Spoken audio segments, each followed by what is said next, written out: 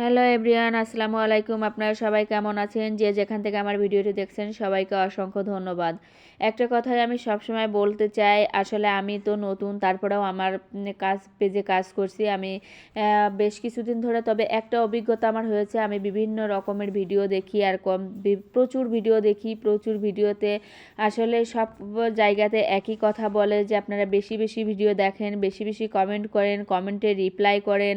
এগুলো করলে reach engagement বাড়ে। আসলে সত্যি কথা, আমি এটা বাস্তব প্রমাণ পেয়েছি যে যত বেশি আমি ভিডিও দেখি, যত বেশি আপনার কমেন্টে রিপ্লাই দিই, তত বেশি আমার এঙ্গেজমেন্ট, রিচ এগুলো বাড়ছে। তো আমি নতুন অবস্থায় থাকতে যে উৎসাহটা পাচ্ছি আপনাদের কাছ থেকে, আমি আশা করি আপনারা আমার পাশে থাকবেন, সবাই আমার জন্য দোয়া করবেন, উৎসাহিত করবেন। তো ফেসবুকে প্ল্যাটফর্মে আসলে এসে প্রথমে কিছু বোঝা যায় না, আমিও কিছু বুঝতাম না। তো এখন এসে আমি সব কিছু বুঝতে পেরেছি, সব কিছু জানতে পেরেছি। আস্তে আস্তে সব কিছু বুঝতে পারছি যে কোনটা কীরকম, কখন কোনটা লাগবে। আসলে যারা আমার মতো বুঝতে পারতেন না, কাজ করতে থাকেন, অবশ্যই সব কিছু শিখতে পারবেন। সব কিছুতে প্রথম প্রথম অবস্থায় অনেক কিছুই বোঝা যায় না, শেখা যায় না। তো আমাদের ধৈর্য ধরে কাজটা করতে হবে।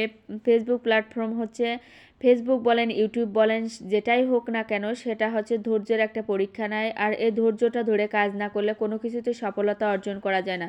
তাড়াহুড়া করে কোনো কিছুই ভালো কিছু আশা করা যায় না। তো আমি আপনাদের সঙ্গে রান্না করতে করতে কথা বলছিলাম, সেটা হচ্ছে আমি বিরিয়ানি রান্না করছি। আমার ছেলেমেয়ে বিরিয়ানিটা খুব পছন্দ করে, যার কারণে আমি এটা রান্না করছি। আর আমার রান্নাটা কেমন হচ্ছে, কেমন হয়েছে, সেটা আপনারা দেখে বলবেন। আমি হয়তো আপনারা খাবেন না, আমি নিজেই খাবো, যার কারণে হয়তো আপনারা বুঝতে পারবেন না। তো যাই হোক, যেখান থেকে আমার ভিডিওটি দেখবেন, ধৈর্য সহকারে দেখার অনুরোধ রইল। সবাই আমার পেজটিকে ফলো করে আমার পাশে থাকবেন। যদিও আমি নতুন, তারপরে আপনাদের কাছ থেকে আমি সাপোর্ট চাই। আমি সবসময় চাই যে আপনারা আমার পাশে থাকুন, আপনারা আমার পাশে থেকে আমার উৎসাহ দেন, আমার সাহস দেন।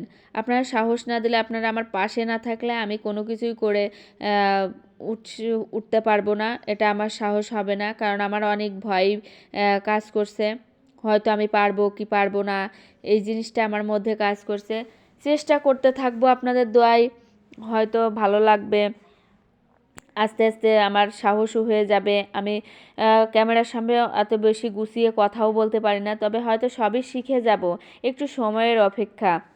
তো আমি আজকে রান্না করছিলাম বিরিয়ানি, তারপর আমি কয়েক পদ রান্না করে রাখলাম, কারণ হচ্ছে রান্না করতে একটু সময় সাপেক্ষের কাজ হয়, ছেলে মেয়ে নিয়ে আসলে অত তাড়াহুড়া করে হয় না। তো আমি শালগম দিয়ে, বেগুন দিয়ে আমি তেলাপিয়া মাছ রান্না করব।